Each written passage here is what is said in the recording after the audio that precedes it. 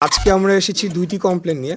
একটি হলো যে একটা কেন্দ্র, কসমোপলিটন স্কুল একটা কেন্দ্রে যদি এই অবস্থা হয় তাহলে তো সেই কেন্দ্র কিভাবে নির্বাচন আমরা করব সেটি একটি বড় প্রশ্ন রয়েছে। তো কেন্দ্র পরিবর্তন সম্পর্কে আমরা আবেদন জানিয়েছি, তবে সেটি কমিশনের যে আইন অনুযায়ী এবং সময় সব কিছু বিবেচনায় নিয়ে ওনারা কার্যকরী পদক্ষেপ নেবেন বলে আমাদেরকে আশ্বাস জানিয়েছেন।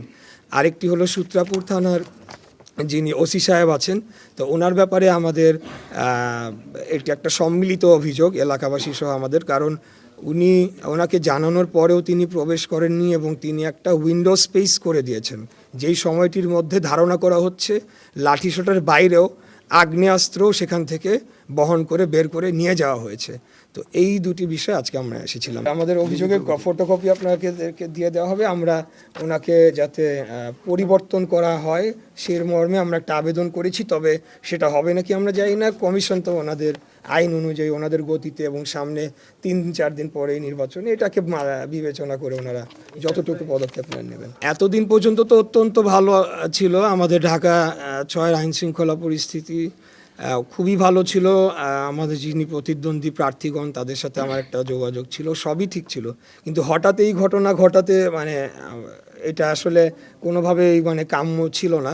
তবে বেশ আরও 3-4 দিন আগেই এই বিষয়টি আমার কানে আসে, কিন্তু তখন আমি ভেবেছি হয়তো বা এটা একটা অ্যালিগেশন দেওয়ার জন্য অনেক সময় হয় না, সেটা হবে। তো এটা নিয়ে আমি আর বেশি ইনভেস্টিগেশনে যাওয়ার চেষ্টা করিনি, কিন্তু যখন অনেকগুলো সূত্র থেকে আসে তখনই আমি বাধ্য হয়ে আমি থানাতে অবহিত করেছি আর কি। আপনি যদি ইতিপূর্বের ইতিহাস পর্যালোচনা করে সব নির্বাচনকে আপনি পর্যালোচনা করেন তাহলে তো অত্যন্ত শান্তিপূর্ণ রয়েছে। তারপরেও আমি সবসময় এই কথাটা বলি যে তফসিল ঘোষণা হওয়ার দিন বা পরদিন শরীফ ওসমান হাদিকে যেভাবে হত্যা করা হলো, এই ঘটনাটা আসলে হৃদয় বিদারক এবং এখন পর্যন্ত কিন্তু এটার কোনো সুরাহা আমরা দেখলাম না। এবং গতকালকে তার বিচারের দাবিতে যারা আন্দোলন করলো তাদের উপরে অত্যাধিক বল প্রয়োগ করা হয়েছে বলে আমার মনে হয়েছে। কারণ ইতিপূর্বে আমরা দেখেছি যে বিভিন্ন জায়গায় মব হয়েছে, দাঁড়িয়ে থেকেছে, কিছু করেনি, আবার যখন প্রয়োজন হয়েছে এই সরকারের তখন তারা বল প্রয়োগ করছে। যাই হোক, আমি সরকারের সমালোচনায় যাব না।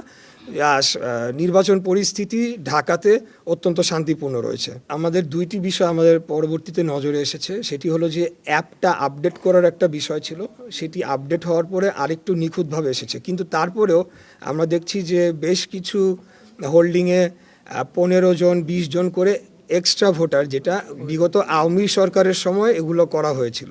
তো আমরা সেটার আরও বিস্তারিত টোটাল তথ্যটা কম্পাইল করার চেষ্টা করছি। এরা অবশ্যই ভুয়া ভোটার, বুঝতেই পারছেন, এবং সেটি আমাদের এটা তৈরি হলে আমরা ইসিতে জমা দেব। আমরা তো অবশ্যই কোনো ধরনের সংঘাত চাবো না, এবং আমরা অবশ্যই চাবো একটা শান্তিপূর্ণ উপায়ে ইলেকশনটা কন্ডাক্ট হোক, কারণ ইলেকশনের দিনেই তো সব শেষ হয়ে গেল না, ইলেকশনের পরও তো সরকার গঠন হবে।